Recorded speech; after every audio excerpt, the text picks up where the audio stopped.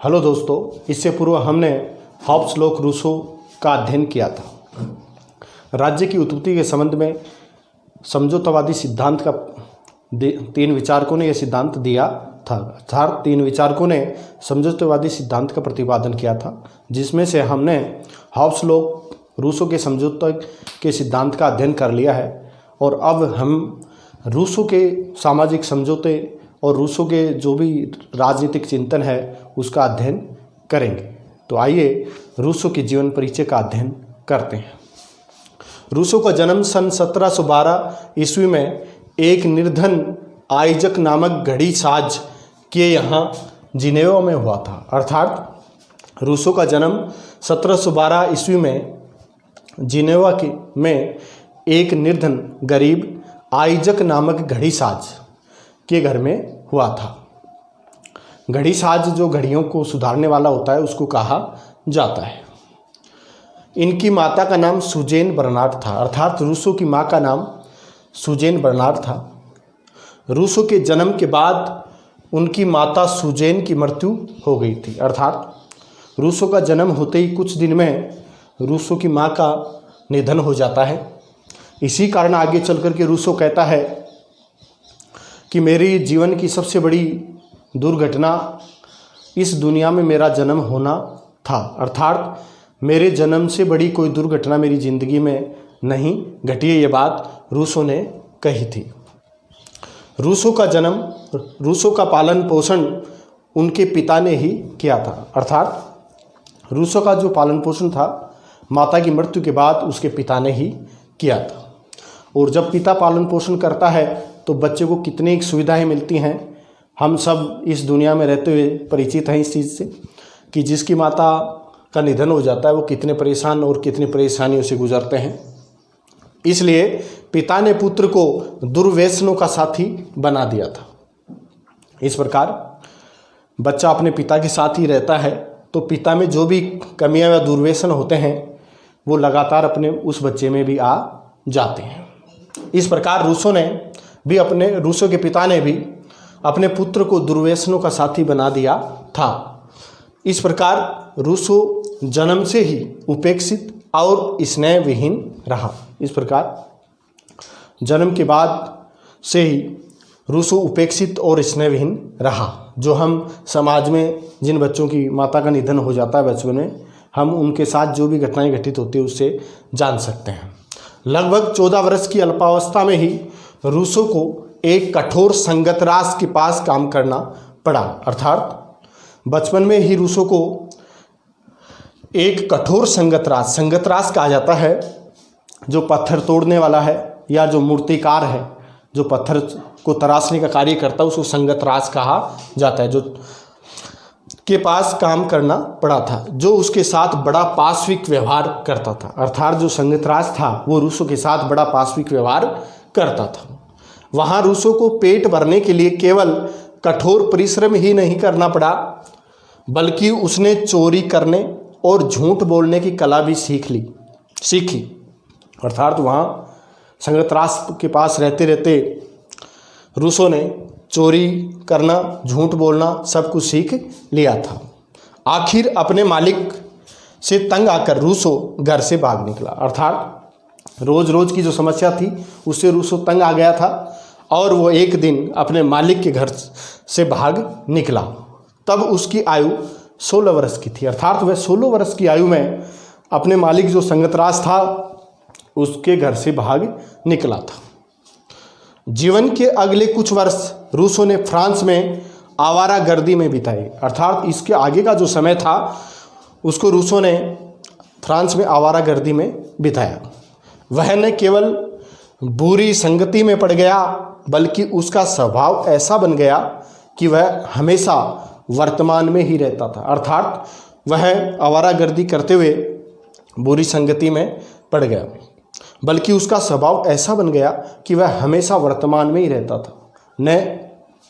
न भूत के लिए पछताता था और न भविष्य के लिए चिंता करता था। उसे भविष्य और भूत के बारे में कोई चिंता नहीं थी। वो निरंतर वर्तमान में रहता था। जितना कमाया, जो भी प्राप्त हुआ वो आज खा लिया, कल की कोई चिंता नहीं थी। बाजारू औरतों के साथ उसके प्रेम संबंध चले, अर्थात वो आवारागर्दी करते करते जो फ्रांस की गलियों में जो बाजारू औरतें थी उनके साथ उसके प्रेम संबंध चले, किंतु ये संबंध स्थायी मैत्री का रूप कभी न ले सके। अर्थात जो बाजारू औरतों से संबंध थे वो ऐसे ही संबंध रहे, वो अस्थायी मैत्री का रूप कभी न ले सके। रूसो एक धोबिन जो 5 बच्चों की माँ थी उसके साथ भी लंबे समय तक रहा था। अर्थात रूसो में ये अवांछित गुण आ गया था। वह अपने जीवन में आगे चल कर के जब कहीं उसको कुछ नहीं मिला तो उसने 5 बच्चों की माँ जो एक धोबिन थी उसके साथ ही वो काफ़ी लंबे समय तक रहा था। उसने अपने जीवन में विवाह कभी नहीं किया, अर्थात रूसो अपने जीवन में लंबे अविवाहित रहा, किंतु अवैध संबंध सदा बने रहे, अर्थात उसके अवैध संबंध बाजारू औरतों से सदा बने रहे। पेरिस में उसका मित्र वर्ग उसे आर्थिक सहायता देता रहा।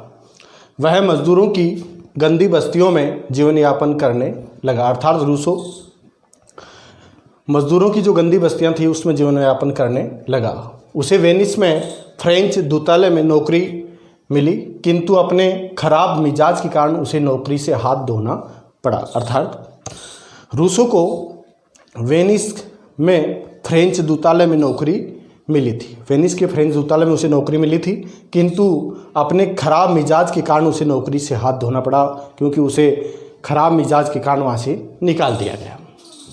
आवारा, प्रताड़ित और पीड़ित होने पर भी रूसो बहुत करीब से जीवन के हर पहलू को देखता रहा। अर्थात वह आवारा, प्रताड़ित और पीड़ित होने पर भी जिंदगी को बहुत करीब से देखा, जिंदगी के हर पहलू को उसने करीब से देखा। धर्म के संबंध में रूसो अस्थिर रहा, अर्थात रूसो धर्म के संबंध में अस्थिर रहा, वह स्थायित्व प्राप्त नहीं कर सका।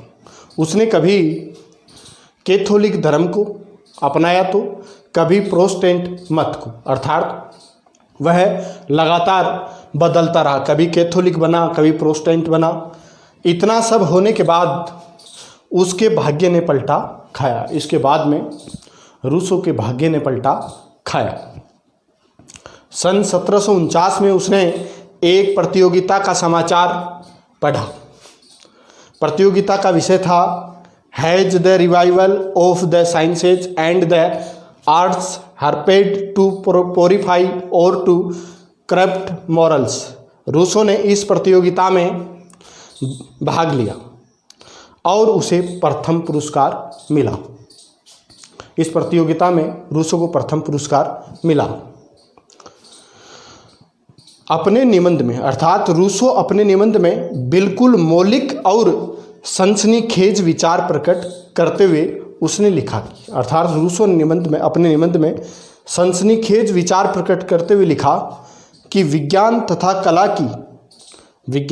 कला की तथाकथित प्रगति से ही सभ्यता का ह्रास, नैतिकता का विनाश और चरित्र का पतन हुआ है। अर्थात रूसो ने अपने निबंध में लिखा था कि विज्ञान तथा कला की प्रगति नहीं या विज्ञान तथा कला के विकास ने ही सभ्यता का ह्रास किया है तथा लोगों के में नैतिकता का पतन किया है और चरित्र का भी पतन कला और विज्ञान के कारण हुआ है। इस प्रकार उसने सनसनीखेज अपने विचार प्रकट किए थे। अर्थात जितनी भी दुविधाएं उस तत्कालीन समाज में उत्पन्न हुई थी उन सब का कारण उसने विज्ञान और कला को बताया था। अब रूसो एकाएक ही प्रसिद्ध हो गया था। इस प्रकार इस प्रतियोगिता में प्रथम पुरस्कार मिलने के कारण रूसो एकाएक ही प्रसिद्ध हो गया। पेरिस के साहित्यिक क्षेत्रों में उसे सम्मान मिला। रूसो को वहाँ के साहित्यिक क्षेत्रों में सम्मान मिला, अर्थात पेरिस के साहित्यिक क्षेत्रों में सम्मान मिला, किंतु उसने भद्र समाज और धनाढ्य महिलाओं के संसर्ग में लौटने की कोशिश नहीं की। अर्थात सम्मान मिला लेकिन उसने भद्र समाज और धनाढ्य महिलाओं के संसर्ग में लौटने की कोशिश नहीं की। वो जिस स्थिति में था उसी स्थिति में रहने का प्रयास उसने किया। अब रूसो की सुसुप्त साहित्यिक प्रतिभा और बौद्धिक चेतना जागृत हो गई थी। इस प्रकार इस प्रतियोगिता में प्रथम पुरस्कार मिलने के कारण रूसो की सुप्त साहित्यिक प्रतिभा और बौद्धिक चेतना जागृत हो गई। अब लिखना ही जीवन का व्यवसाय बन गया। सन 1754 में उसने डिजान की विद्यापीठ की एक अन्य निबंध प्रतियोगिता में भाग लिया। अर्थात 1754 में रूसो ने डिजान की दूसरी निबंध प्रतियोगिता में भाग लिया, जिसका विषय था मनुष्यों में विषमता उत्पन्न होने का क्या कारण है। अर्थात मनुष्यों में विषमता उत्पन्न होने का मुख्य कारण क्या है, क्या प्राकृतिक कानून इसका समर्थन करता है। रूसो इसका प्रश्न उठाया गया था इसमें कि क्या प्राकृतिक कानून इसका समर्थन करता है, क्योंकि मनुष्य में जो विषमता उत्पन्न हो रही है उसका क्या प्राकृतिक कानून समर्थन करता है। यद्यपि रूसो इस निबंध प्रतियोगिता में पुरस्कार नहीं जीत सका।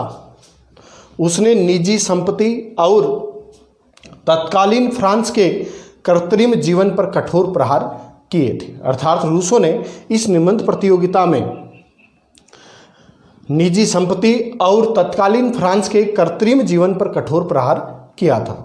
जो भी फ्रांस में कृत्रिम जीवन था, लोग संपत्ति के पीछे भाग रहे थे और धर्म का प्रपंच कर रहे थे, उस पर कठोर प्रहार किया था।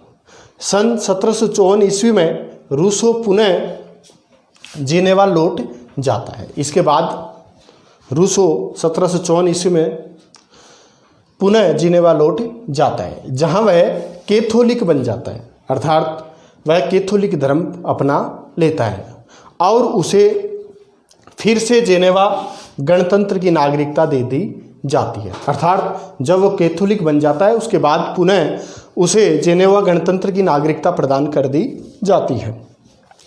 कुछ समय बाद पुनः पेरिस चला जाता है।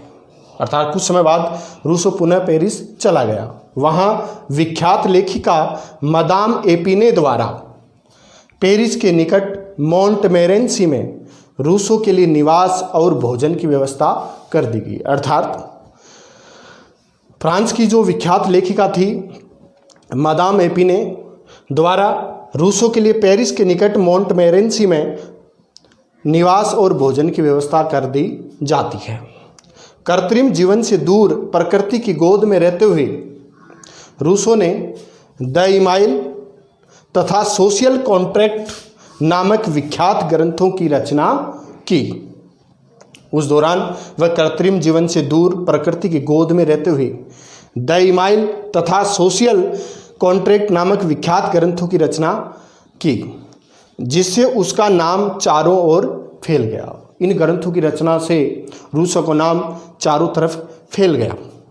उसके इमाइल ग्रंथ ने तो फ्रांस में क्रांति सी उत्पन्न कर दी। अर्थात रूसो के ग्रंथ इमाइल ने फ्रांस में क्रांति सी उत्पन्न कर दी। इससे संबंधित भी नेट में कई बार प्रश्न पूछा जाता है कि फ्रांस में क्रांति रूसो के कौन से ग्रंथ से हुई थी, तो वह है इमाइल। उसके क्रांतिकारी विचारों से शासक और पादरीगण क्रुद्ध हो गए। अर्थात उसके जो क्रांतिकारी विचार थे उससे शासक और पादरीगण क्रुद्ध हो गए। सन 1762 में उसकी गिरफ्तारी का आदेश निकाला गया। अर्थात 1762 ईस्वी में रूसो की गिरफ्तारी का आदेश निकाला गया। रूसो ने पेरिस छोड़ दिया। इस दौरान रूसो ने पेरिस छोड़ दिया, पेरिस से भाग गया तथा जीवन के 16 वर्ष एक खानाबदोश के रूप में बिताए तथा शेष जीवन के जो 16 वर्ष थे वे एक खानाबदोश के रूप में बिताए। इस दौरान वह दर दर की ठोकरें खाता रहा, जगह जगह भटकता रहा। 1766 में इंग्लैंड में दार्शनिक ह्यूम ने उसे शरण दी। अर्थात 1766 ईस्वी में इंग्लैंड के दार्शनिक ह्यूम ने रूसो को शरण दी। वहाँ बरक भी उसका मित्र बन जाता है। अर्थात वहाँ बरक जो है वो भी रूसो का मित्र बन जाता है। उसके मित्र उसकी अभिमानशीलता को सहन नहीं कर सके, लेकिन रूसो अभिमानी था, इसलिए उसके जो मित्र थे वो उसकी अभिमानशीलता को सहन नहीं कर सके। अतः मित्रों के प्रति संकालु होकर, अर्थात रूसो मित्रों के प्रति संकालु होकर पुनः गुप्त रूप से फ्रांस भाग जाता है। अतः जीवन के शेष वर्ष पेरिस में ही व्यतीत करते हुए उसने कन्फेशंस, डायलॉग्स तथा रिवर्स राइज ग्रंथों की रचना की। 2 जुलाई 1779 ईस्वी को 66 वर्ष की आयु में वह चल बसा। अतः 2 जुलाई 1779 ईस्वी को रूसो की 66 वर्ष की आयु में मृत्यु हो जाती है। रूसो के बारे में यूलिच ने ठीक ही लिखा है कि विचारों के इतिहास में ऐसे व्यक्ति को खोज पाना कठिन है जिसने इतने अर्ध सत्यों के बावजूद मानव जाति पर इतना गहरा प्रभाव डाला हो जितना कि रूसो ने। अर्थात यूलिच ने ठीक ही लिखा है कि विचारों के इतिहास में ऐसे व्यक्ति को खोज पाना कठिन है जिसने इतने अर्ध सत्यों के बावजूद मानव जाति पर इतना गहरा प्रभाव डाला हो जितना कि रूसो ने। इस प्रकार इससे संबंधित क्या है कि यूलिच का जो कथन है इससे संबंधित भी नेट के एग्जाम में कई बार क्वेश्चन पुटअप किया गया है। रूसो की रचनाएं। रूसो की अनेक रचनाएं हैं जिनमें से कुछ महत्वपूर्ण रचनाएं इस प्रकार हैं। प्रथम है discourses on the moral effects of the arts and sciences. इस पुस्तक में रूसो ने कि विज्ञान और कला के द्वारा किस प्रकार सभ्यता और व्यक्ति का नैतिक और चरित्र का पतन हुआ, इसका वर्णन इस पुस्तक में किया गया है। रूसो की दूसरी पुस्तक है discourses on the origin of equality. अर्थात इसमें रूसो ने सामाजिक विषमता व व्यक्तियों में जो असमानता पाई जाती है वो असमानता कैसे उत्पन्न होती है उसका वर्णन रूसो ने किया है। तीसरी पुस्तक है रूसो की इकोनॉमिक पॉलिटिक। ये 1755 में प्रकाशित हुई थी। रूसो की चौथी पुस्तक है सोशल कॉन्ट्रैक्ट। इस पुस्तक में रूसो ने सामाजिक समझौते, सामान्य इच्छा और राजदर्शन संबंधी विचारों का लेखन किया था। पांचवी पुस्तक है रूसो की दी इमाइल। छठी पुस्तक थी कन्फेशंस। सातवीं थी राइटिंग ऑफ सेंट पियरे। ये 1761 में प्रकाशित हुई थी। एक रिवेराइज पुस्तक थी जिसका भी लेखन कार्य रूसो ने किया था। रूसो की अध्ययन पत्ति। रूसो की अध्ययन पत्ति बहुत कुछ हॉब्स के समान थी। अर्थात रूसो की जो अध्ययन पत्ति थी वो बहुत कुछ हॉब्स के समान थी। उसने इतिहास का सहारा लेकर, अर्थात रूसो ने इतिहास का सहारा लेकर अनुभूति मूलक पद्धति का अनुगमन किया।